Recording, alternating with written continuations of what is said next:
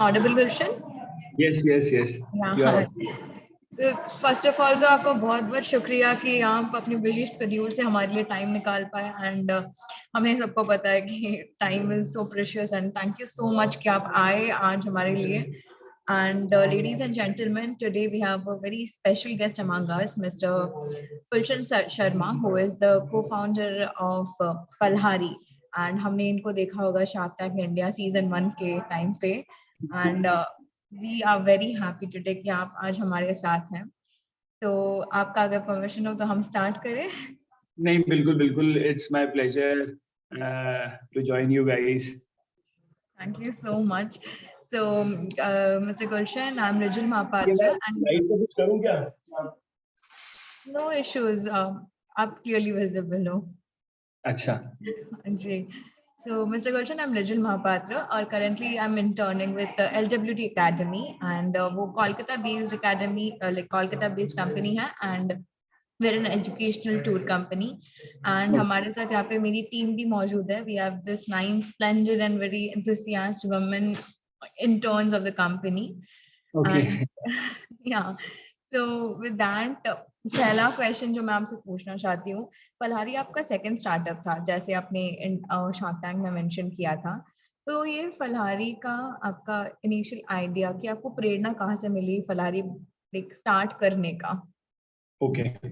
सो जैसा कि मैं हर जगह बताता हूँ कि ये जो मोटिवेशन था स्टार्ट हुआ फलहारी वर्ड से. तो सबसे पहले मेरे जहन में ये शब्द आया था फलहारी. तो ये 2 शब्दों से बना है, फल और हरी से. तो ये एक फिटनेस सिंबल है, फिलॉसफी है, जो फल की चिंता हरी पे छोड़ देता है और लाइफ में एकदम फिट हो जाता है. तो टू स्टार्ट विद हमने सोचा कि अब ये फिलॉसफी को लोगों तक कैसे पहुंचाएं.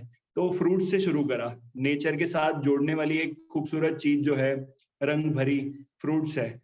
तो फ्रूट्स के साथ हम लोगों ने शुरुआत की. तो ऐसे शुरुआत हुई फलहारी की. आपने एकदम सही कहा, because like we as we know कि हम सब इंडियंस, फूल और फल से हमारा बहुत तगड़ा रिश्ता है. अभी जितने भी फेस्टिवल्स हमारे होते हैं, बिना फल के तो बचपन से सुना है कि खाने के बाद थोड़ा फल खा लेना चाहिए. And this idea of yours खाने से इज पहले खाना चाहिए फल. खाने के बाद नहीं खाना चाहिए. खाने से पहले खाना चाहिए फल. ये भी सही बात है, बट मुझे तो इतने पसंद है, मैं कभी भी खा लेती हूँ. तो वही है. तो सेकंड क्वेश्चन है हमारा कि आपसे कि आपका मार्केटिंग स्ट्रेटेजी क्या है फिलहाल? हमने ये देखा हुआ है कि Zomato and all different restaurants मौजूद हैं अभी मार्केट में, जो फल बेचते हैं, लाइक कट फ्रूट्स बेचते हैं. बट देन आप कौन सा, लाइक आप डिफरेंशिएट कैसे करते हो आप खुद को उन डिफरेंट कॉम्पिटिटर्स से? सो मतलब हम डिफरेंशिएट नहीं करते, लेकिन हम लोग जिस होलिस्टिक तरीके से इसे एग्जीक्यूट कर रहे हैं, वो एक तरीके से डिफरेंशिएटर है. सो बाय डिफॉल्ट जो ये बिजनेस का फॉर्मेट है, इसके अंदर अगर आप फ्रूट्स के प्रोडक्ट्स नहीं बनाओगे, तो आप फ्रूट्स को, मतलब फ्रूट्स के साथ सरवाइव नहीं कर सकते हैं, because it's a perishable goods. So हम लोग सारे फ्रूट्स, फर्स्ट ऑफ ऑल तो हम लोग सारे फ्रूट्स लेकर के रखते हैं हमारे वर्कशॉप, जो भी हम क्लाउड किचन मॉडल ऑपरेट कर रहे हैं. सो वहां पर हम लोग सारे फ्रूट्स की इन्वेंटरी रखते हैं, जितने भी मार्केट में अवेलेबल हैं. चाहे वो मतलब सीजनल फ्रूट हो, चाहे वो प्रीमियम फ्रूट हो, चाहे वो मतलब एक्सोटिक फ्रूट हो, सारे फ्रूट्स होंगे. तो इस समय हमारे पास ऑलमोस्ट 23 फ्रेश फ्रूट्स हैं. सो अभी मैंगो का सीजन आ गया है, तो आप देखेंगे बैंगलोर किचन के अंदर हमारे 4-5 तो मैंगो के वेरिएंट्स होंगे. सो बैगनपल्ली, बादामी और सिंदूरी, इस टाइप से अलग अलग तरीके के मैंगो के 3-4 हैं. ग्रेप्स 3 टाइप के हैं, red grapes, green grape, black grape. ठीक है. फिर हमारे पास में सीजन के सारे फ्रूट्स हैं. तो इस तरह से 22-23 फ्रूट्स. तो अब उन सारे फ्रूट्स का हम लोग कस्टमर के साथ में ऑप्शन छोड़ते हैं कि आप अपना बॉक्स खुद क्रिएट करो. तो it's a very typical kind of offering, जो हमारे अलावा मार्केट में कोई भी प्रोवाइड नहीं कर रहा. उसके 2 बेसिक कारण है. कारण एक, पहला बहुत बड़ा कारण ये है कि इन सारे फ्रूट्स की पेरिशेबिलिटी को मेंटेन कैसे करना है, जो कि हम लोगों ने over a period of time crack किया है. साथ साथ प्राइसिंग मॉडल, कि कौन सा फ्रूट कौन से प्राइस पे हमें डायनेमिकली किस तरह बेचना है. तो उसकी एक पूरी एक अलग मैथ्स है. जो हम लोगों ने over a period of time समझ करके हिट एंड ट्रायल कर करके अलग अलग तरीके से मतलब क्रैक की है। तो उन सब तरीकों से हम लोग इतने सारे फ्रूट्स के कस्टमाइज्ड ऑप्शन दे पा रहे हैं। तो सैलेड के अंदर जो हमारा सबसे यूएसपी प्रोडक्ट है वो है कस्टम फ्रूट एनर्जी बॉक्स, जिसके अंदर आप खुद से क्रिएट कर सकते हो आउट ऑफ 25 फ्रेश फ्रूट्स आपको कौन से 5 फ्रूट चाहिए, 200 ग्राम में, 300 ग्राम, 400 ग्राम के वेरिएशन में। फिर आप नट्स और ड्राई फ्रूट्स की 22 ऑप्शन से टॉपिंग कर सकते हो। फिर कोई सा भी जूस पीना है आपको, कोल्ड प्रेस जूस, फ्रूट लस्सी, वीगन स्मूदीज, अपना स्मूदी बोल्स, और हमारे योगर्ट, फ्रेश फ्रूट लस्सी, इस टाइप से बहुत सारे 130 से ज्यादा प्रोडक्ट्स हैं। तो ये सारे प्रोडक्ट्स ऑफर करना अपने आप में एक हमारी यूएसपी है। तो ये शायद बाकी सारे जो फ्रूट प्रोवाइडर्स हैं, जो भी कट फ्रूट्स के बिजनेस में है, 3, 4, 5 variety of fruit, maximum 7, 8 variety of fruits रखते हैं, वो मतलब सारे फ्रूट्स को ऑफर नहीं कर पाते हैं। तो ये शायद एक आप कह लीजिए डिफरेंशिएटर होगा। नहीं, आपने बिल्कुल सही कहा। ये जनरली हमने भी नोटिस किया हुआ है कि जब भी हम लोग ज़ोमैटो या फिर स्विगी से या फिर कहीं से भी फ्रूट्स सैलेड स्पेशली मैं ऑर्डर करती हूँ, मुझे वो चाहिए होता है कि एक फ्रूट का प्रपोर्शन दूसरे से ज्यादा हो, कि काश मेरे को ज्यादा तरबूज थोड़ा मिल जाए, मुझे पपाया पसंद नहीं है तो उसको निकाल दो। तो वो हाँ, customizable is like very helpful हमारे लिए भी, कि क्या मन है उसी हिसाब से खाएंगे। एंड बहुत जन अपने लाइक फ्रूट्स बॉडी हेल्थ के लिए भी डिपेंड करता है, लाइक हीमोग्लोबिन कम हो तो फिर हम पोमोग्रेनेट ज्यादा प्रेफर करेंगे, तो फिर वो कस्टमाइजेशन भी बहुत अच्छा है। आई फील आपका फलहारी is very similar to what Subway is doing, but I feel it even yes better. Yes yes, correct correct. तो सबवे जो सैलेड्स और ब्रेड्स के साथ प्ले कर रहे हैं, फ्रूट्स के साथ प्ले कर रहे हैं, और पूरे रेंज को लेकर के बैठे हैं। आपने एक बात बहुत अच्छी बोली विजुल, कि हीमोग्लोबिन के लिए और मतलब पर्टिकुलर कोई हेल्थ गोल के लिए अगर कुछ कस्टमाइज करें, हमने एक कैटेगरी, अवार्ड विनिंग कैटेगरी हमारी फ्रूट क्लिनिक। सो फ्रूट क्लिनिक के अंदर for haemoglobin, for immunity, for lungs, for eyes, for kidney, ऐसे 20 बॉडी फंक्शन, 19 से 20 बॉडी फंक्शन हम लोग केटर कर रहे हैं। आपको जो भी किसी भी प्रकार का कोर्स करना है तो आप ये सप्लीमेंट्स मत खाइए, रॉ नेचुरल चीजें खाइए। आपने ये भी प्रॉब्लम सॉल्व कर दिया फलहारी से, कि हमें अभी सोचना नहीं पड़ेगा गूगल में हाँ जाके या फिर बिल्कुल, व्हाट्सएप। रेसिपी, बिल्कुल साइंटिफिक रेसिपी, फ्रूट्स, नट्स और सीड्स की, जो भी मतलब हेल्थ गोल पे आप काम करना चाहते हैं, सीधा ऑर्डर, कुछ सोचना नहीं है।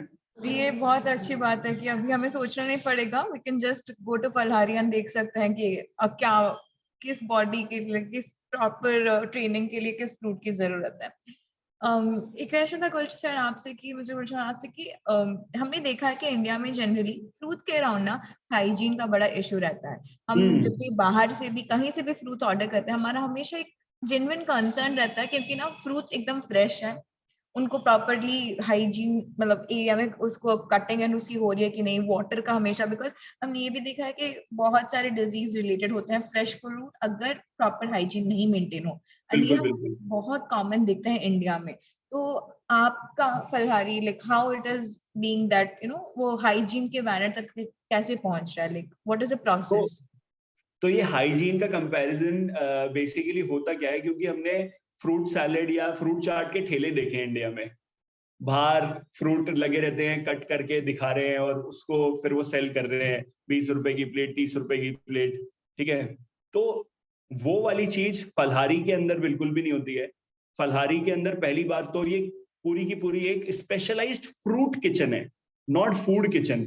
यहाँ पे कोल्ड किचन ऑपरेशंस हैं, पूरी की पूरी किचन ठंडी है, एक एनवायरनमेंट है, एयर कंडीशनड एनवायरनमेंट है, जहां पर मतलब ह्यूमिडिटी, टेम्परेचर को पहले हम लोग इंश्योर करते हैं, मेंटेन करते हैं, जिससे कि हमारे फ्रूट्स के अंदर माइक्रोबियल ग्रोथ ना हो कटने के बाद में।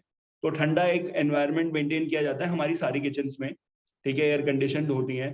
दूसरी बात, हमारे फ्रूट्स प्रोक्योरमेंट से लेके फ्रूट की जो मैं आपको साइकिल्स बताऊंगा, कटिंग और मतलब पैकेजिंग तक, कटिंग से पैकेजिंग तक और डिलीवरी तक, कैसे हम लोग एक एक चीज इंश्योर कर रहे हैं। पहली चीज प्रोक्योरमेंट, हम लोग at source he procurement chemical free fruits का कर रहे हैं। तो हम लोग मतलब पहली चीज इंश्योर कर रहे हैं कि केमिकल फ्री फ्रूट्स आए। जिसके अंदर ज्यादा कार्बाइड और जो केमिकल बाहर से लगे रहते हैं फ्रूट्स पे, वो वाले फ्रूट्स हम प्रोक्योर ही ना करें। तो मतलब हमारे इंडियन जो भी मंडी वाला सिस्टम है, इंडियन मंडी APMC, वहां पे हर तरीके के ग्रेड के फ्रूट मिलते हैं, आपको उस हिसाब से दाम देना पड़ेगा। ठीक है, तो A ग्रेड फ्रूट्स होते हैं, B ग्रेड होते हैं, C ग्रेड होते हैं, D ग्रेड होते हैं, तो उस हिसाब से सोर्सिंग होती है। हम लोग A+ ग्रेड फ्रूट्स सोर्स करते हैं। उसके अंदर हम लोग इंश्योर करते हैं, मैं ये नहीं कहूंगा कि वो ऑर्गेनिक फ्रूट होते हैं। इंडिया में अगर कोई बोलता है कि हम सारे फ्रूट्स ऑर्गेनिक प्रोवाइड कर रहे हैं, तो वो सच नहीं है। ठीक है, धरती ऑर्गेनिक है ही नहीं पूरी हर जगह, तो समय लगेगा। ऑर्गेनिक ट्रेंड शुरू हो गया है, कुछ कुछ फ्रूट्स ऑर्गेनिक मिल सकते हैं, लेकिन लार्ज स्केल पे ऑर्गेनिक सारे फ्रूट्स एक मिथ है। तो अगर मैं केमिकल फ्री फ्रूट्स की बात करूं तो पॉसिबिलिटी है जो हम लोग प्रोक्योर कर रहे हैं। उसके बाद में फ्रूट्स, सारे फ्रूट्स, चाहे उनका छिलका उतरना हो, चाहे छिलका नहीं उतरना हो, एप्पल, गुआवा, इस टाइप के फ्रूट्स जिनका छिलका नहीं उतरता है, सारे फ्रूट्स धुलते हैं। क्योंकि जब कटिंग टेबल पे आ रहा है तो कोई भी फ्रूट है, बाहर अगर मिट्टी लगी है, कुछ भी लगा है, तो वो इंश्योर करते हैं हम लोग, पपाया,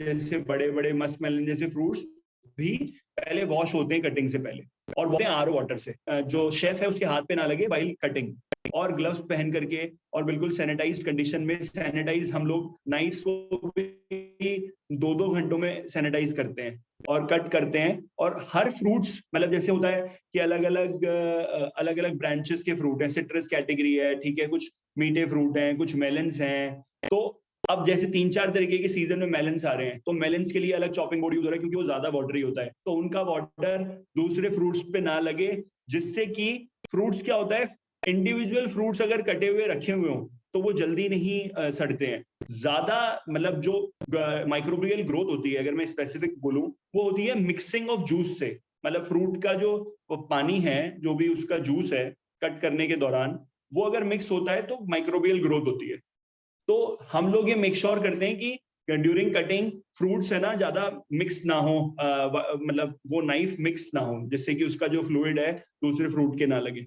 और हम लोग उसको कट करके सैलेड्स में पैक करते हैं, सैलेड्स के बॉक्सेस बनाते हैं। साथ साथ में जूसेस उसी तरह बनते हैं हमारे, जो भी हम लोग फ्रूट इस तरीके से कट कर रहे हैं। सो इस तरीके से हम लोग हाइजीन मेंटेन कर रहे हैं कटिंग लेवल पे और वॉशिंग लेवल पे। नेक्स्ट आता है पैकेजिंग के लेवल पे।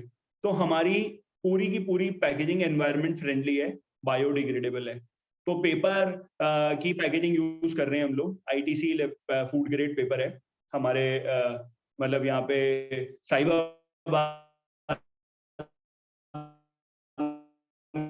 मैन्युफैक्चरिंग यूनिट है, वहां पे पूरा का पूरा एनवायरनमेंट फ्रेंडली है।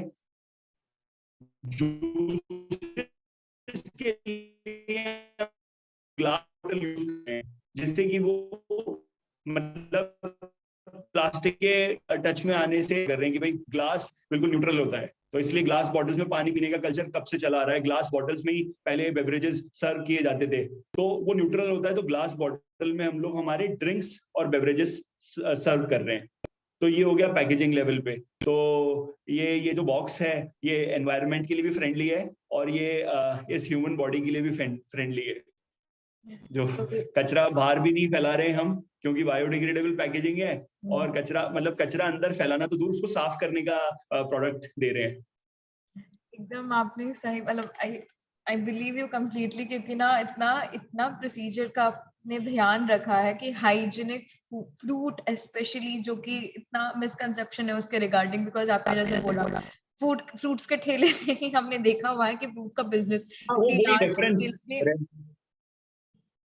जी जी बोलिए। रेफरेंस वही है। हाँ। तो वो चीज हम लोग इंश्योर कर रहे हैं हम लोगों की, इसलिए हम लोग किचन को मतलब फूड किचन नहीं बोलते हैं, ये फ्रूट किचन है। यहाँ पे कोई भी हॉट ऑपरेशंस नहीं होते हैं, तो पूरा ध्यान रखा जाता है फ्रूट्स के लिए।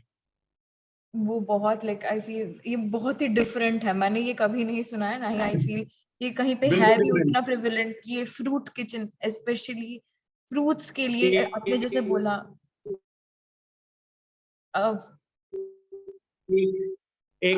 एक छोटी और मैं अगर नॉलेज शेयर करना चाहता है, हर फ्रूट की स्टोरेज का एक अलग तरीका है। भाई फ्रूट को हम लोग और वही सबसे मुश्किल होता है घरों में भी। आप फ्रूट तो ले आते हो, आपको पता ही नहीं है कब फ्रिज में रखना है, कब बाहर रखना है, सड़ जाता है वो। हम सारे फ्रूट्स को किस टेम्परेचर में रखना है वो इंश्योर करते हैं। वाटरमेलन फ्रिज में नहीं रखना, पपाया फ्रिज में नहीं रखना, चीकू फ्रिज में नहीं रखना, गुआवा फ्रिज में नहीं रखना, और कब उसको राइप होने के कब उसको फ्रिज में रखना है, कब उसको रेफ्रिजरेटेड में रखना है। पपाया तो कभी फ्रिज में रखना ही नहीं चाहिए। Nature controlled environment specific to fruit, हमारे सारे फ्रूट्स के इंडिविजुअल डिपार्टमेंट हैं, मतलब वो अलग से दिखेगा नहीं, लेकिन वो हमारे एसओपीज के अंदर हम लोग फॉलो करते हैं। जैसे फॉर एग्जांपल मैं अगर बात करूं मैंगो डिपार्टमेंट, तो मैंगो आया, मैंगो आने के बाद में मैंगो किस फॉर्म में, मतलब हम लोगों को किस टेम्परेचर में रखना है। अगर वो बिल्कुल कच्चा है तो वो बॉक्स में ही रहेगा जिस बॉक्स में वो आया है। फिर उसके बाद में अगर थोड़ा पक गया तो सैलेड के लिए, ज्यादा राइप हो गया तो स्मूदी और लस्सी के लिए, ठीक है। इस तरीके से हम लोग, और ओवर राइप हो गया तो उसको पील ऑफ करके उसको डीफ्रीज करना, जिससे 2-3 दिन के अंदर हम उसके पल्प को यूटिलाइज कर सके। इस तरीके से हम लोग पेरिशेबिलिटी के ऊपर काम करके हम लोग सही प्राइसिंग कर पा रहे हैं। नहीं तो क्या होगा, हम लोग मतलब बहुत हाई एंड प्राइसिंग होगी फ्रूट्स की, क्योंकि फ्रूट्स महंगे हैं, सस्ते नहीं होते हैं फ्रूट। अगर आप अच्छी क्वालिटी के लेने जाएं तो आपको वो मतलब सस्ता नहीं मिलेगा, लेकिन हम लोग प्राइसिंग को इस तरीके से मॉड्यूलेट कर पेरिशेबिलिटी पे काम कर रहे हैं फ्रूट की एजिंग के हिसाब से। तो हर फ्रूट का एनवायरमेंट में और उसके ऊपर इस तरीके से काम करके हम लोग उसकी पेरिशेबिलिटी को मैनेज करते हैं, स्टोरेज। आपने सही बोला। ये एक्चुअली मैंने देखा हुआ है मेरे घर में भी, लाइक हमारे घर में भी आम के पेड़ है, सालों से आम के पेड़ है, तो हम हमेशा जब समझ इसी टाइम पे पापा लेके आता है घर में आम, स्टोरेज कर। आपने जैसे बोला ना, मैंने उन्हीं से सीखा है कि कब पेड़ में रहेगा आम, कितने दिन तक पेड़ में आम रहेगा, आने के बाद उसको कैसे रखना है वो पूरा ढक के, ताकि कच्चे आम पके। अगर पक रहे हैं तो फिर मम्मी फिर देखती है कि काट के खिलाना, या फिर उसका जूस बनाना, या फिर उसका पल्प निकाल के वो आम पापड़ बिल्कुल बना देती है। बिल्कुल करेक्ट। एक तो घर से सारे फ्रूट्स के लिए हम ऐसा करते हैं। एकदम, दैट इज वेरी नाइस। और एक कॉमन क्यूरियोसिटी थी मुझे, आपने जैसे बोला कि आप पल्प निकाल के रख देते हैं, तो देयर इज समथिंग जब मैंने अभी रिसेंटली देखा है कि ये फ्रूट शीट्स करके आते हैं। क्या आपका वो मतलब आपका है अभी प्रोडक्ट में वो फ्रूट शीट्स जो डिहाइड्रेटेड होके स्ट्रिप्स रहता है जो फ्रूट्स वो का? अभी अभी पाइपलाइन में है ये सारे प्रोडक्ट्स। अभी तो हम लोग स्मूदी बना रहे हैं बस, एज सिंपल एज दैट, बिल्कुल फ्रेश स्मूदी। अब वो पल्प अगर ठंडा हो जाता है तो ठंडा होने से क्या है, हम लोग क्या है, किसी भी हमारे बेवरेज में बर्फ और पानी नहीं डालते हैं, मतलब एडिशनल कोई बर्फ डाल करके ठंडा नहीं करते हैं। तो पल्प ठंडा होता है तो वो स्मूदी ठंडी बनती है, उसका एक्सपीरियंस बहुत बेटर हो जाता है। तो अभी तो स्मूदी बना रहे हैं। ये सारे प्रोडक्ट्स अभी पाइपलाइन में है कि डिहाइड्रेट करके छिलके से हम लोग, और जो फ्रूट का हाँ, छिलका, 2000 किलो फ्रूट का छिलका जनरेट होने वाला है अभी थोड़े ही दिनों में। अभी 500-700 किलो हो रहा है। अभी नई किचन जो हम लोग प्लान कर रहे हैं, तो फ्रूट का पील निकलेगा, उसको डिहाइड्रेट करके कॉस्मेटिक्स और कुछ बेकरी प्रोडक्ट्स के अंदर यूटिलाइज करेंगे, या किसी मतलब इंडस्ट्री को बेच देंगे जिनकी रिक्वायरमेंट है ये बल्क में। और जो आप डिहाइड्रेटेड फॉर्म ऑफ फ्रूट्स बोल रहे हो, वो सब अभी पाइपलाइन में, हम लोग अभी उन पे काम कर रहे हैं। सोन आपको मिलेगा, अलग अलग फ्रूट के और अलग अलग प्रोडक्ट्स मिलेंगे। ये बहुत अच्छी बात है, बिकॉज ये सब इंडिया में हमने बहुत कम देखा है, और जितना भी देखा है दैट इज मोस्टली कि बहुत ही हाई एंड प्राइसिंग में रहता है, not for the yes general yes. Mass. ये सब अवेलेबल होना भी मुश्किल रह जाता है। अब मैंने आपके इंटरव्यू में देखा था शार्क टैंक के, that 5% of waste you're generating, and sustainability की तरफ भी आप बहुत काम कर रहे हैं, लाइक यू नो अगर नेचर से ले रहे हैं तो वापस भी दे रहे हैं, and that is something that बिल्कुल बहुत। बिल्कुल। अभी तो अभी नेचर को इस तरह दे रहे हैं कि जो भी पील है वो गौशाला में जा रहा है, गाय पूरा आनंद उठा रही है उसका, गायों को खिलाते हैं फ्रूट का पील।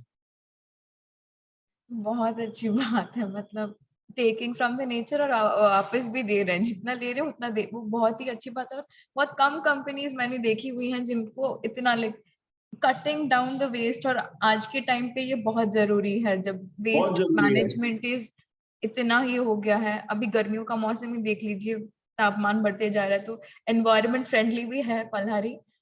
तो पलारी पूरी तरह से एनवायरनमेंट फ्रेंडली है। अगर मैं आपको एक बॉक्स की बात करूं, हमारे जो सैलेड बॉक्स है, आप देखें जो फ्रूट्स हैं, वो फ्रूट एक एंटिटी कम कार्बन डाइऑक्साइड जनरेट करती है एनवायरनमेंट में कंपेयर टू अदर अगर मैं फूड एसक्यूज की बात करूं तो फ्रूट इटसेल्फ कार्बन डाइऑक्साइड को कम जनरेट करता है, ठीक है। और फ्रूट का जो पेड़ है वो ऑक्सीजन देता है और वाटर टेबल बढ़ाता है, पानी कम यूज करता है। वेरएस चावल की अगर बात करूं मैं, चावल सबसे ज्यादा पानी कंज्यूम करता है, एक दाने में उसका पता नहीं कितना पानी कंज्यूम किया हुआ होता है। तो फ्रूट का पेड़ अगर हम बात करें तो वो पानी थोड़े टाइम ही लेता है और फिर उसके बाद फ्रूट ही फ्रूट देता है।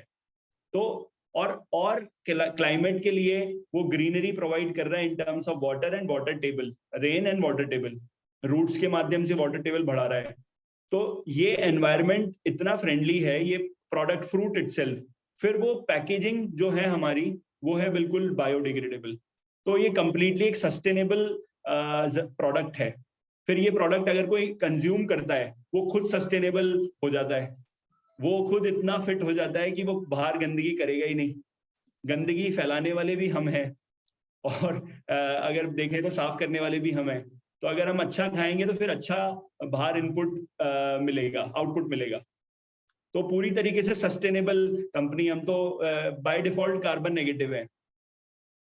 तो कार्बन फुटप्रिंट छोड़ना ही नहीं है। फ्रूट का पेड़ आपने जैसे बोला, इन्वेस्टमेंट कम है, आरओआई ज्यादा है हमारी। एंटरप्रेन्योर लेवल में भी बहुत प्रॉफिट में आप रह सकते हैं इसमें। तो एक क्वेश्चन जो जनरली सब कुछ जानना चाहते हैं इज, आपका बैकग्राउंड कॉर्पोरेट से स्टार्ट हुआ था, लाइक स्टार्टअप से पहले आपने थोड़ा टाइम जॉब के टाइम पे काम किया था, और आपके को फाउंडर्स भी जो है वो कॉर्पोरेट बैकग्राउंड से मोस्टली है। तो जब फलहारी स्टार्ट किया था तो घर वालों का क्या रिएक्शन था कि स्टार्टअप करना? बिकॉज इंडियन फैमिली का जनरली ऐसा ही रहता है ना कि नौकरी, अच्छी पैकेज छोड़ के इतना साल मेहनत किया, अभी अचानक से जीरो इनकम। बिकॉज एक्चुअली मेरे केस में ये था, शुरू में मैं सॉरी टेक प्रोडक्ट बना रहा था, फीस्टेक। गुलशन आपको इंटरप्ट करी हूँ, शायद आपका नेटवर्क थोड़ा इशू है। वो बंद, हाँ जी, आई एम सो सॉरी आपको अभी इंटरप्ट आवाज आ करी, रही है? थोड़ा ब्रेक हाँ, डाउन कर रहा है आपका वॉइस बीच बीच में। तो अच्छा, मैं अभी क्लियर है? हाँ क्योंकि हाँ अभी क्लियर है।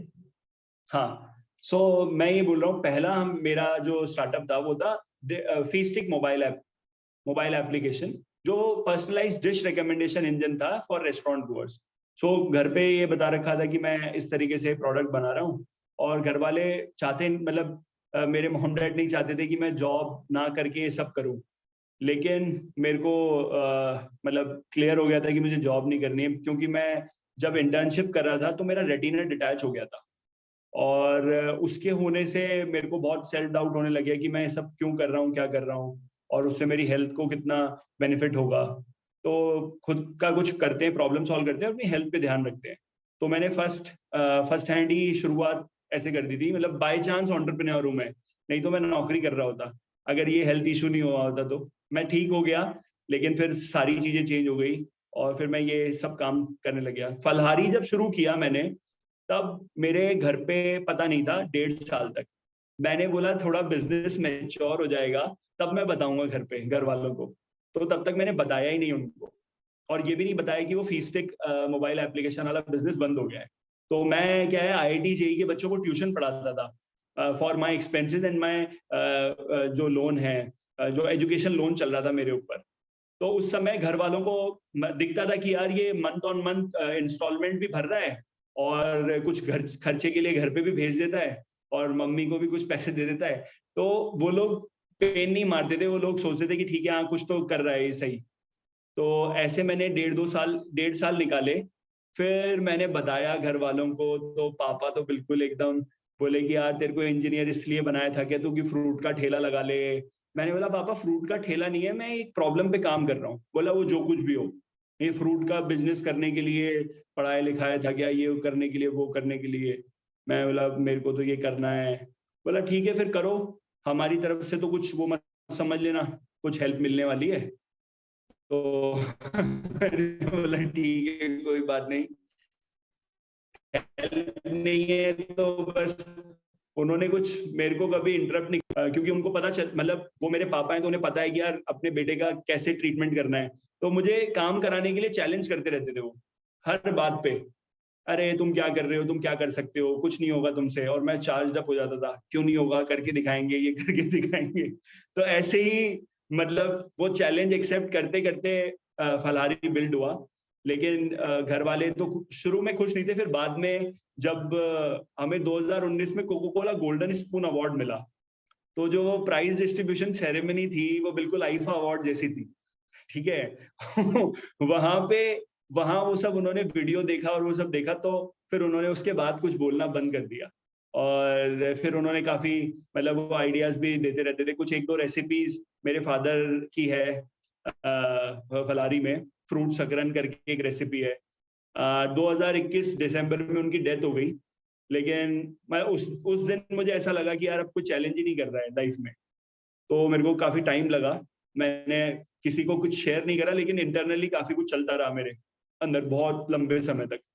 चलता रहता है, वो खत्म नहीं होगा, क्योंकि वो एक एसेंशियल पार्ट है लाइफ का। लेकिन इस तरीके से फैमिली का सीन रहा during Falhari. Sorry to hear for your loss and ये बात सही है कि कभी कभार हमारे पेरेंट्स हमारे उन तानों के पीछे का मोटिवेशन हम समझ नहीं पाते, जब तक हमें ये नहीं पता चलता कि क्यों गाली दे रहे हैं। हमें गाली पे नहीं फोकस करना है, उनकी बातों पे, जो उनका पीछे का मकसद है, उनका बिल्कुल क्या ही बिल्कुल। है, वो गाली क्यों देते हैं, ताकि हम ही आगे बढ़े। एंड हाँ, घर वाले आपका कभी बुरा नहीं चाहेंगे, खासकर आपके मम्मी पापा। वो ये नहीं चाहेंगे कभी भी कि कुछ गलत हो। और वो गलत अगर कुछ बोल भी रहे हैं ना, तो उससे आपका भला ही होने वाला है, ये प्रकृति का नियम है। एकदम आपने सही कहा। सुन के बहुत अच्छा लग रहा है फिलहाल तो, मतलब बहुत इंस्पायरिंग है। सबके चेहरे पे एक बहुत अच्छी सी स्माइल मुझे दिख रही है यहाँ पे, because of you. And it's very, बहुत अच्छा लग रहा है आपसे बात करके, सच्ची बोलूँ तो। और जैसे आपने बोला कि आपने घर वालों को इन्फॉर्म नहीं किया था, आप ट्यूशन ले रहे थे, आपकी पहली फियास्ट्रा कंपनी जो है वो क्लोज डाउन हो गई। तो ऐसे ना एंटरप्रेन्योर अपने कैश क्रंच तो जरूर कभी ना कभी तो बहुत आया। बहुत, ये तो हम रूटीन की बात हो गई है क्रैश क्रंच तो। क्योंकि अगर जब तक आप बहुत बड़ा कोई जैसे series A type fund raise नहीं कर लेते हो और आपको बूटस्ट्रैप कंडीशन में चलाना है, तो मैंने इनिशियल 4 इयर्स कंप्लीटली बूटस्ट्रैप थी मेरी कंपनी। इक्विटी राउंड रेज करा, दो मतलब 2015 में फलहारी की शुरुआत हुई। 2020 जनवरी के अंदर मैंने पहला फंड राउंड रेज करा, इक्विटी वाला, जो जिसमें फंडिंग बोलते हैं हम लोग कंपनी के अंदर। फंडिंग आई 2020 के अंदर। ऑलमोस्ट 4.5 साल बाद फंड रेज करा। तब तक पूरी तरीके से बूटस्ट्रैप चलाया। तो आप देखिए, मतलब मैंने मेरे फ्रेंड से, फैमिली से, फ्रेंड्स ऑफ फ्रेंड से, मतलब जिससे भी उधार ले सकता था मैंने सबसे उधार मांगा। मैंने बिल्कुल नहीं शर्माया। मेरे को बस ये मकसद था कि बस इसे चलाना है। मतलब फलहारी को चलाना है, चलाना है, चलाना है, बस यही चलता रहता था दिमाग में। तो बस जहां से भी हेल्प मिले ग्रो करने के लिए, वहां से हेल्प लेता था। हर जगह इंटरेस्ट पे पैसा लेना, और फिर बैंक से लोन मिलने लग गया हम लोगों को। और फिर इक्विटी के बाद में तो चीजें थोड़ी आसान हो गई, लेकिन मेरे को बहुत हेल्प मिली है। मतलब फ्रेंड्स, अगर मैं अभी आपको बताऊं, मेरा एक फ्रेंड का फ्रेंड है हिम्मत। वो मेरा मतलब इतना अच्छा फ्रेंड बन गया है। मतलब इतने साल से हम लोग कॉलेज टाइम से जानते हैं। तो आप मतलब अभी भी इस लेवल पर भी फाइनेंशियल डिस्टरबेंस हो जाती है। हम लोग ग्रो कर रहे हैं, एकदम से फंड रिलीज नहीं हो रहा, कहीं से पैसा नहीं मिल रहा, तो उस वो बंदा मतलब एक तरीके से एक वर्टिकल हैंडल कर रहा है फाइनेंस का। कहीं ना कहीं से पैसा अरेंज करता है हमारे लिए। कोई उसको उसके मतलब कुछ उसको आकांक्षा नहीं है इस चीज से, कुछ बेनिफिट नहीं है, लेकिन for the sake of R M Falhari वो इतना हेल्प करता है। ऐसे बहुत सारे अनगिनत लोग हैं जिनकी वजह से फलहारी चल रहा है। अब मैं तो आपके सामने बैठा हूं, लेकिन मेरे पीछे पता नहीं कितने लोग बैठे हैं जो पूरा पुश करे जा रहे हैं अपने अपने लेवल पे, कि जो सपोर्ट हो जाए वो इसको आगे मिले। आपने जो सही कहा, friends of a life second family होती है हमारी। वही होते हैं जो बिना दो बार, मम्मी पापा एक बार के लिए क्वेश्चन पूछ लेते हैं, दोस्त भी ले करना है तुझे तो कर ले, हम हैं तेरे साथ। एंड बहुत लकी हो आपकी, आपके बिल्कुल। पास ऐसे फ्रेंड्स हैं जो बिना सोचे आपके ऊपर पूरा ट्रस्ट करते हैं कि आप कर लेंगे, ये कर लेंगे। बात है। मैं ब्लेस्ड हूँ फ्रेंड से, ये फ्रेंड सर्कल से। ये है मेरे लिए मतलब ब्लेसिंग है ये। बहुत अच्छी बात है। तो अगर जब क्रैश क्रंच आता था तो कैसे, मतलब आप मैनेज कैसे करते थे उस सिचुएशन से, मैक्सिमम ऑफ द टाइम कैसे निकले हो आप? मैं आपको कुछ किस्से बताता हूँ कि किस लेवल पे क्रैश क्रंच आया है और मैंने कैसे हैंडल किया है। तो एक बार था कि 2018 की बात है, सितंबर 2018। तो वो उस दिन ऐसा हो गया, एक दिन ऐसा था कि कहीं से मैंने हर तरीके से सोच लिया कि कहीं से भी अब पैसा नहीं आ सकता। मैंने बहुत सारे लोगों को हायर कर लिया था, कुछ मार्केटिंग के लिए एक्स्ट्रा हम लोग बर्न करने लग गए थे। कुछ शेड्यूल था हम लोगों को फंड रेज़ होना, कुछ 12-13 लाख रुपए कहीं से आने थे, लेकिन वो वहाँ से नहीं आए। अब उसके उसके इंतज़ार में खर्चे बढ़ते जा रहे थे।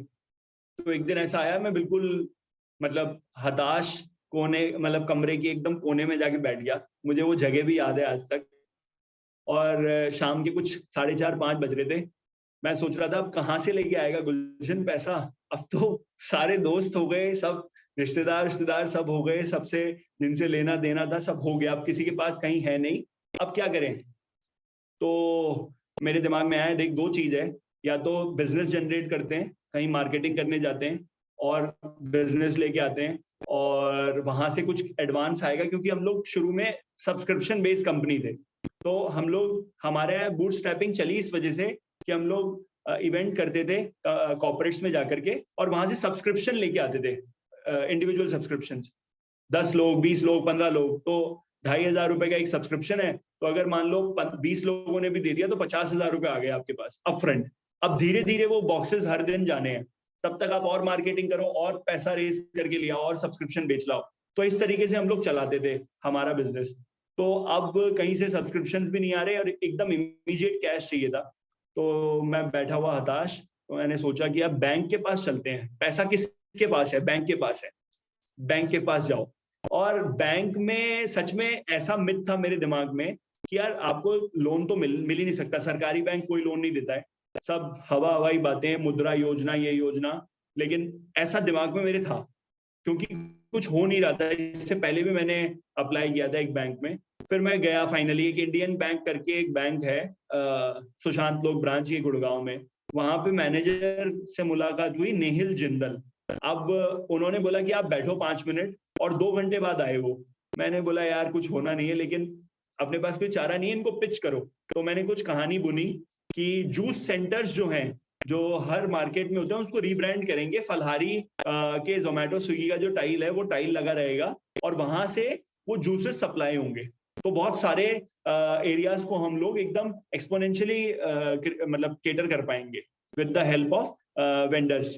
उनको रीब्रांड करेंगे। तो ये प्लान मैंने पिच कर दिया। मुझे ऐसा कन्विक्शन था इस प्लान से पैसा रेज़ हो जाएगा, और आप मानेंगे नहीं, 2 दिन बाद मेरे को इंडियन बैंक ने 20 लाख रुपए दे दिए without any collateral, collateral free money. और एक्जिस्टिंग बिजनेस जो था, ये तो प्लान था, मैंने 2 दिन के अंदर ही वो जूस सेंटर को पूरा रीब्रांड करके और उनको दिखा दिया कि ऐसे पैकेजिंग होके ऐसे हम लोग मॉडलिंग कर रहे हैं। पिछले 2-3 हफ्ते से काम चल रहा था, लेकिन उसको फाइनली वहां पे एक जूस सेंटर देख लिया बैंक मैनेजर ने, और उसने 2 दिन में पैसा रिलीज कर लिया। तो वो एक पॉइंट था सक्सेस का कि सच में जो आप किसी चीज पे बिलीव करते हो और स्ट्रांगली आप चाहते हो कि यार ये काम हो, तो नेचर आपकी हर तरह से हेल्प करता है, और मेरी तो हुई है। मतलब पूरा अगर कन्विक्शन जहां भी हुआ है, तो वहां से खाली हाथ आए नहीं है, आगे ग्रोथ के लिए ही हमेशा आए हैं। तो ये एक क्रैश क्रंच का मतलब वो एकदम एक्सट्रीम क्रैश क्रंच में पहुंच गए थे इंडियन बैंक में। वो नेहिल जिंदल ने अगर मदद नहीं की होती, तो आज फलहारी नहीं होता। मैं सच बता रहा हूँ आपको, वो एक ऐसा पॉइंट था। तो आप गॉडफादर की तरह आए वो। मतलब वो बैंक मैनेजर थे ही नहीं, वो इन्वेस्टर थे। उनका एटीट्यूड ही इन्वेस्टर वाला एटीट्यूड था। अब तो उनका ट्रांसफर हो गया था, 2 साल बाद उनका ट्रांसफर हो गया। कभी व्हाट्सएप पे बात होती है, खुश होते हैं देख के कि मैंने इस कंपनी को लोन दिया, तो आज ये इंडिया लेवल पे बैंगलोर में भी पहुंच गए, दिल्ली में भी पहुंच गए, शार्क टैंक पे भी आ गए, तो उनको भी खुशी होती है काफी। तो आप बिलीव करते हैं मैनिफेस्टेशन? फिर शाहरुख खान जी का जो डायलॉग हमारा फेमस है, किसी चीज को शिद्दत से सबके चाहो अपने तो। अपने हाँ, सबके अपने एजुअल अपने अपने एक्सपीरियंस है, किस तरीके से मैनिफेस्टेशन वाला गेम किसके लिए किस तरह वर्क करता है। तो सबके अपने अपने फंडे हैं इस चीज के ऊपर। एकदम सही बोला आपने। मैंने भी बहुत बार कोशिश की है, बड़े नहीं छोटे लेवल पे, कि चलो काम तो करता है देखते हैं कभी बड़ी चीज में मैनिफेस्ट करेंगे, उसके पीछे भी मेहनत करेंगे। और एक चीज, आप शार्क टैंक गए, इतना बड़ा प्लेटफॉर्म, पूरा 1.8 बिलियन लोगों के सामने टीवी पे आप हैं, कैसा एक्सपीरियंस था वो? और बहुत अच्छा एक्सपीरियंस था, बहुत अच्छा एक्सपीरियंस था। बिजनेस पे क्या और इफेक्ट पड़ा उसके, मतलब लाइक शार्क टैंक से पहले और शार्क टैंक के बाद बिजनेस पे क्या इफेक्ट पड़ा?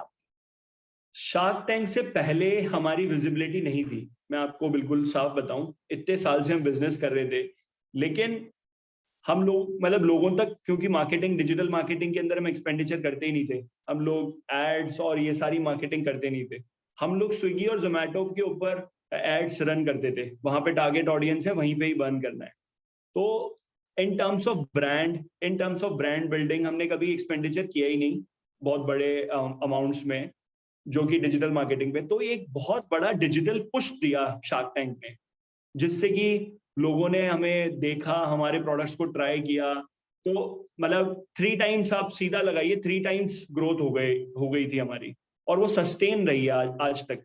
तो अभी हम लोग मतलब शार्क टैंक से पहले और शार्क टैंक के बाद की बात बताऊं तो 3 गुना ज्यादा बिजनेस कर रहे हैं।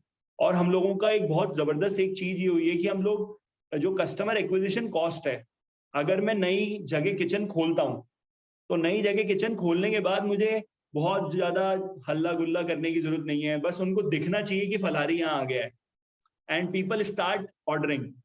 तो ये एक बहुत सुंदर चीज है। नहीं तो ब्रांड्स को तेल निकल जाता है 10 ऑर्डर लेके आने में। आप मानेंगे नहीं, 22 मार्च को हमने बेलेंदूर के अंदर किचन लाइव किया बैंगलोर में। हमारे 80 ऑर्डर्स, 90 ऑर्डर्स टच हो गए हैं वहां पे पर डे।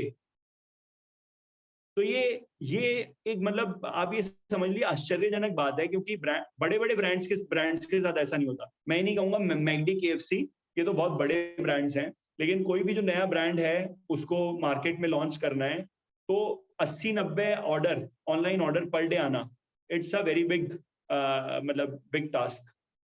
तो वो हमारे लिए बाय डिफॉल्ट हो रहा है। तो शार्क टैंक की वजह से ये डिजिटल प्रेजेंस हम लोगों को मिली है। तो उसके लिए तो हम हमेशा उनके ये कहेंगे शुक्रगुजार ही रहेंगे, जो शार्क टैंक ने हमें दिया है। नहीं, we will love, हम बहुत बहुत खुश होंगे देखना कि आप डिफरेंट डिफरेंट सिटीज में और एक्सपैंड करें, और हमें भी फलारी का प्रोडक्ट ट्राई करने के लिए मिले। एंड बिल्कुल बिल्कुल सब स्टेट एंड यूटीज में फलहारी का रहे। मेरी तरफ से लास्ट क्वेश्चन था, बट मेरी टीम से कुछ क्वेश्चंस है, अब मैं बिल्कुल आपको बोलिए। पर लिख बताती हूँ। तो अनन्या ने पूछा है, अनन्या नायक ने, कि have you considered expanding your product line beyond fruit products?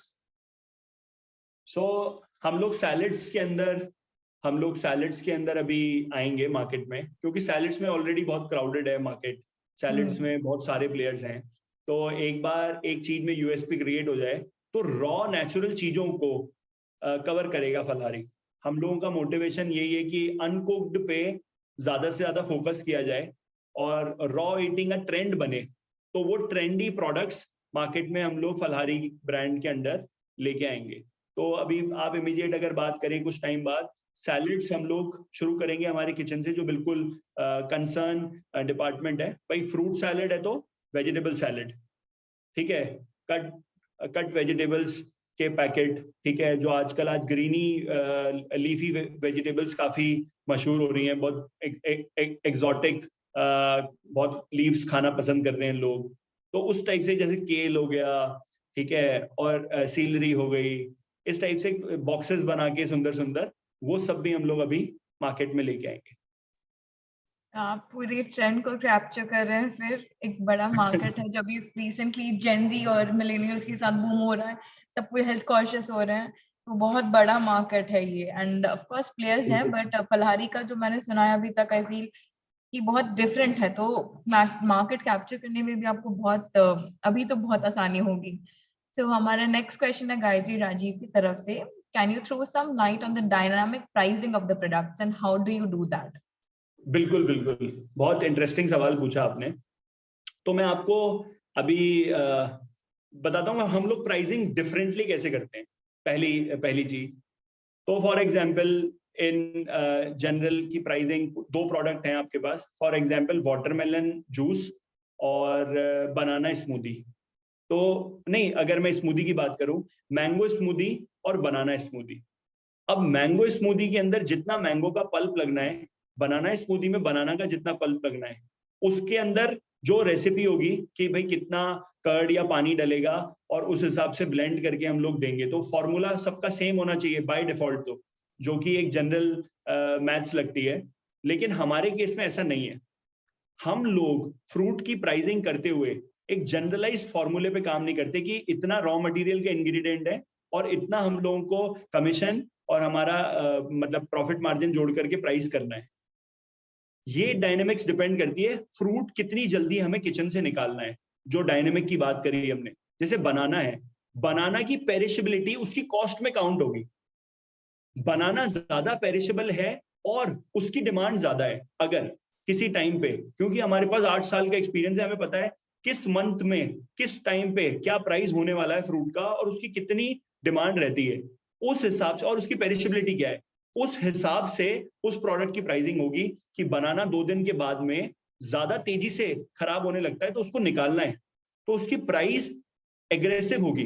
Rather मैं अगर मैंगो स्मूदी की बात करूं, mango smoothie already upsell होता है, ऑलरेडी अप सेल होता है। और मैंगो को हम लोग मतलब हम लोग कट फॉर्म के अंदर, जो कटिंग वाला फॉर्मेट है, कट सैलेड है, कट फ्रूट सैलेड, उसमें बहुत ज्यादा सेल होता है। हमारे पास अलग अलग फॉर्म के अलग अलग डेटा है कि कट फ्रूट में कौन सा ज्यादा चल रहा है, स्मूदी में कौन सा फ्रूट कौन सा ज्यादा चल रहा है। तो उस हिसाब से हम लोग प्राइसिंग करते हैं, जिससे कि हम लोग हमारे फ्रूट को प्रोक्योर करने के बाद कम से कम टाइम में निकाल पाए हमारी किचन से।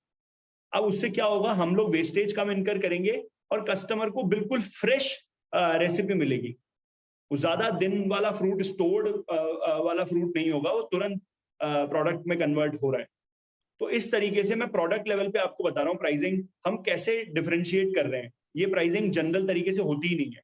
अब दूसरी बात, कैसे हम लोग, और प्राइसिंग का तरीका क्या है हमारी जनरल प्राइसिंग, जिस दिन प्रोक्योरमेंट होता है उस दिन जो फ्रेश प्राइजेस हैं वो प्राइजेस डिसाइड करते हैं कि अब क्या आइटम का प्राइस होना है। फॉर एग्जाम्पल अभी सीजन चल रहा है वाटरमेलन का, मेलन्स का सीजन है, गर्मी है। अभी सर्दियों के अंदर वाटरमेलन 36 रुपीज पर केजी था, 40 रुपीज पर केजी तक हो गया था।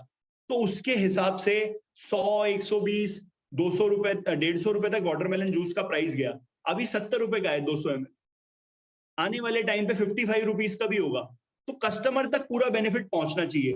अब इसके अंदर बिजनेस सेंस भी हमारा बनता है कि मैं उतने वॉल्यूम पे बिजनेस क्रिएट कर पाऊंगा, मैं उस मार्जिन को मैनेज कर पाऊंगा। मेरे अगर ज्यादा फ्रूट कम प्राइस पे बेचा, फ्रूट के प्रोडक्ट्स कम प्राइस पे बेचे, अब मैं अगर वाटरमेलन का जूस 55 रुपए की जगह 100, 125 रुपए कर दूंगा तो कम बिकेगा ऑब्वियसली।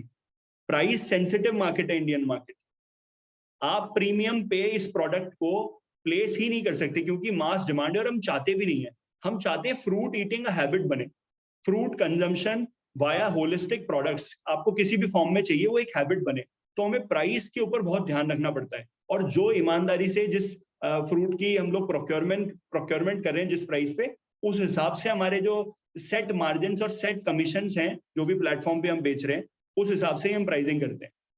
तो ये एक बहुत ही क्रिस्टल क्लियर हमारी प्राइसिंग की पिक्चर है। और डायनेमिज्म ये है कि हर दिन जब भी प्रोक्योरमेंट होता है प्राइस चेंज होती है सारे प्रोडक्ट्स की।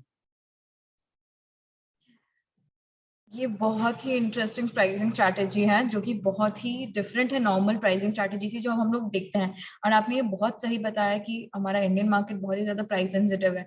2 रुपए अगर कम ज्यादा हो तो इंसान की लॉयल्टी बदल जाती है यहाँ पे। बिल्कुल चेंज हो जाती है। और मैं ये बोलता हूँ कि अगर आप कस्टमर को सामने दिख रहा है कि यार आज वाटरमेलन जूस 55 का है, आज 70 का है और आज 60 का हो गया, तो कस्टमर बेवकूफ नहीं है जो आपको रेगुलरली ऑर्डर कर रहा है। उसको पता है कि हाँ यार ये लोग ट्रांसपेरेंट है, तो वहां से ट्रस्ट बनता है।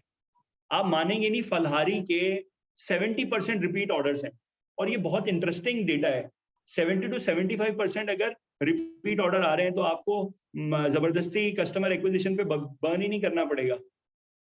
बहुत ही अच्छी बात है, और यहाँ पे आई कैन सी कि आपका इंजीनियरिंग बैकग्राउंड कितना अच्छे से आपने इस टेक्नोलॉजी में लगाया, जबकि रिलेशन उतना कुछ है नहीं। फ्रूट्स और इंजीनियरिंग को कैसे कोई मिला के इतना अच्छा टेक बना सकता है। एंड इंजीनियरिंग में तो ये सिखाया जाता है ना कि प्रॉब्लम स्मार्टली कैसे सॉल्व करना है, कैसे टैकल करना है। अब वो बिल्कुल फ्रूट बिकवा लो, कुछ भी करवा लो, कोई मैकेनिकल पार्ट बना करके कहीं मैं उसको बेचता या कुछ ऐसी चीज करता, कुछ टेक्नोलॉजी बनाता, एट द एंड तो हमें सर्व करना है। तो व्हाई नॉट सर्व हेल्थ, जिससे सब कुछ ड्राइव हो रहा है। बिल्कुल, आपने एकदम सही कहा ये बात। एक लास्ट क्वेश्चन है पौलमी चैटर्जी की तरफ से। Right yes. now we can see on your website that you deliver only selected 3 places. How long will it take to make the product pan India? How long are you planning to expand your business abroad as well? So क्या नाम क्या है इनका? Polomi Chatterjee. So thank you Polomi for asking आर मतलब growth strategy और vision की हम लोग ग्लोबल लेवल पे कब होंगे। आप जैसे अगर हमारे शुभ चिंतक होंगे तो शायद हम 3 साल के अंदर इंडिया को कवर करें। 3 साल के अंदर major urban areas of India, मैं अगर टू बी स्पेसिफिक बोलूं, हम लोग कवर करना चाहेंगे। 20 सिटीज हमारा टारगेट है, जिससे सारा अर्बन एरियाज एंड सब अर्बन एरियाज। तो अभी हम लोग मतलब बहुत ही स्ट्रैटेजिकली हमारी लोकेशन चूज कर रहे हैं, क्योंकि ऐसी जगह नहीं जाना चाहते जहाँ टाइम ज्यादा लगे। हमने एनसीआर जो हमारा होम ग्राउंड है वहां पे ग्रोथ रोक दी है। अभी हम लोग बैंगलोर में फोकस कर रहे हैं। जब से हमने बैंगलोर के अंदर हमने सेटअप करा दिसंबर 2021 में, तब से लेकर अब तक हम लोगों का मतलब सारा का सारा फोकस ये है कि वहां पर ही हमें अभी ग्रो करना है। तीन सेंटर्स हो गए हमारे तब से लेके अब में, और हम लोग ऑर्गेनिकली वहां ग्रो करें। तो इसी तरह हम लोग फिर मुंबई, पुणे, हैदराबाद, अहमदाबाद, इस टाइप से जो अर्बन एरियाज हैं, उन एरियाज को कैप्चर करेंगे पहले इंडिया में, और फिर उसके बाद ग्लोबली हम लोग जाएंगे।